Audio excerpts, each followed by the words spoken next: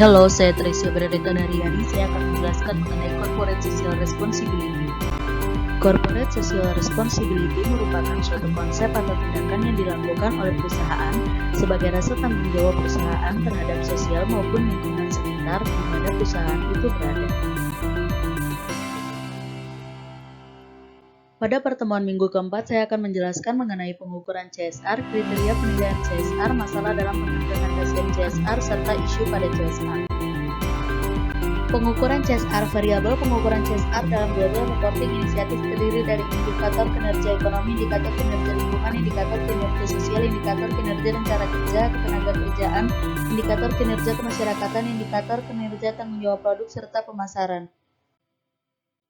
Kriteria penilaian CSR. Kriteria penilaian CSR menurut Proper terdiri dari kebijakan pengembangan masyarakat, strukturan tanggung jawab, alokasi dana pengembangan masyarakat, perencanaan, implementasi, monitoring, dan evaluasi, serta hubungan sosial. Masalah dalam pengimplementasian CSR terdiri dari komitmen awal, analisis kondisi eksternal dan pengaruhnya terhadap bisnis, mengkaji ulang struktur internal, strategi dan rencana tindak, implementasi, pengukuran dan pelaporan hasil, serta konsultasi dengan stakeholder. Isu pada CSR terdiri dari kesukarelaan ke kewajiban, biaya sosial ke investasi sosial, ukuran perusahaan, filantropi ke keberlanjutan, kedermawanan ke pemberdayaan, tanggung jawab ke strategi bisnis, sumber pembiayaan dari private ke publik, serta isu sosial pada CSR. Pada pertemuan minggu kelima, saya akan menjelaskan mengenai pendahuluan, konsep tanggung jawab sosial, serta contoh konseptualisasi CSR. Pendahuluan, perilaku CSR dimanifestasikan ketika bisnis mendukung organisasi lain di berbagai bidang termasuk kemanusiaan, medis dan sosial, masalah lingkungan, perlindungan budaya dan warisan, kegiatan filantropi, serta inisiatif terkait olahraga. Konsep tanggung jawab sosial, bisnis memiliki komitmen terhadap masyarakat. Bisnis diwajibkan untuk terlibat dalam kegiatan ekonomi, hukum, etika, dan kebijaksanaan.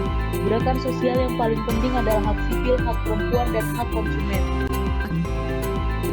Contoh konseptualisasi CSR terdiri dari business ethic, corporate accountability, corporate citizenship, corporate social performance, corporate responsibility, corporate sustainability, creating shared value, stakeholder engagement, stakeholder theory, serta strategic CSR.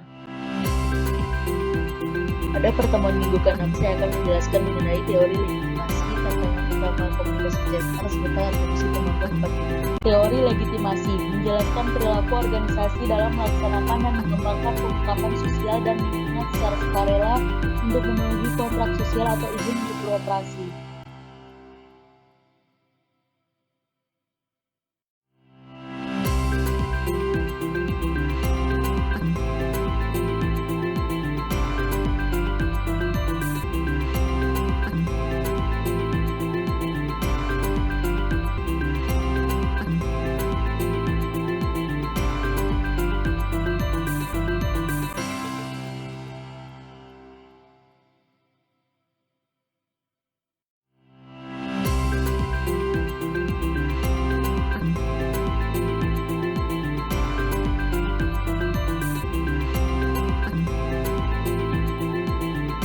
Tantangan komunikasi CSR yaitu meminimalkan skeptisisme pemangku kepentingan dan menyampaikan aktivitas CSR perusahaan.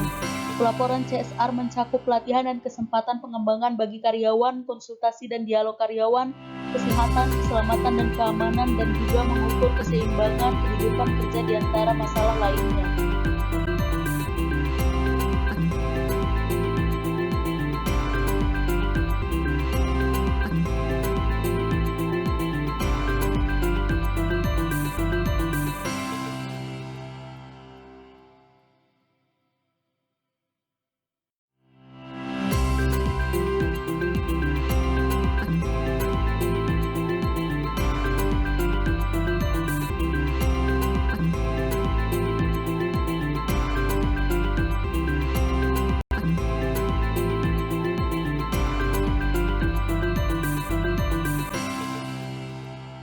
Atribusi pemangku kepentingan dapat berupa ekstrinsik maupun intrinsik, yang mana ekstrinsik merupakan upaya untuk meningkatkan bottom line perusahaan, sedangkan intrinsik merupakan tindakan atas dasar kepedulian yang tulus terhadap masyarakat dan lingkungan.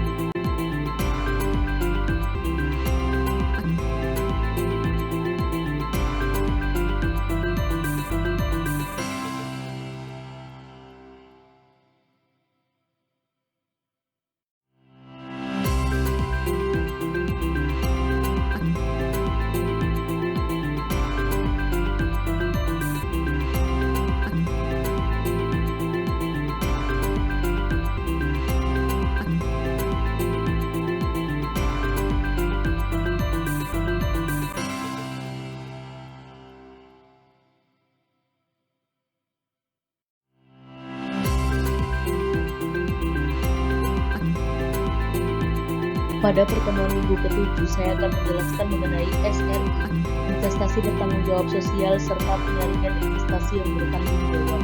SRI merupakan strategi yang mendorong praktik perusahaan yang mempromosikan tanggung jawab sosial dan inisiatif terpuji seperti investasi berdampak, advokasi pemegang saham, dan investasi komunitas. Alasan dibalik SRI adalah untuk mempertimbangkan keuntungan finansial serta investasi yang bertanggung jawab untuk pembangunan masyarakat.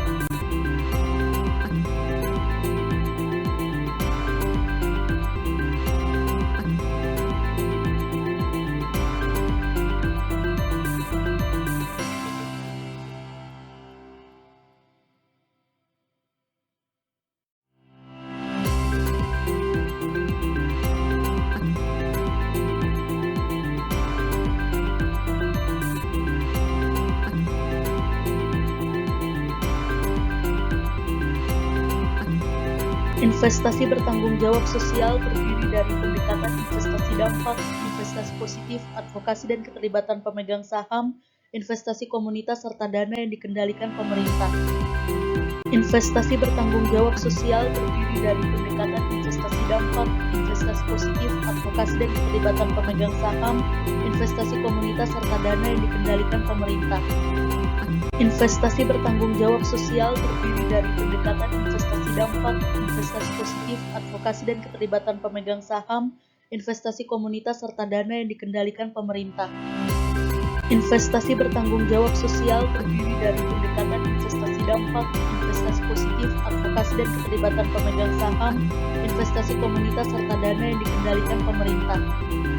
Investasi bertanggung jawab sosial terdiri dari pendekatan investasi dampak, investasi positif, advokasi dan keterlibatan pemegang saham, investasi komunitas, serta dana. Penyaringan investasi yang bertanggung jawab terdiri dari investor harus memilih perilaku perusahaan positif atau negatif untuk difokuskan. Saham tertentu dapat dipilih untuk memberikan tekanan pada manajemen untuk mengubah perilaku organisasi mereka, serta penyaringan negatif mengecualikan sekuritas tertentu dari pertimbangan investasi berdasarkan kriteria sosial ataupun lingkungan.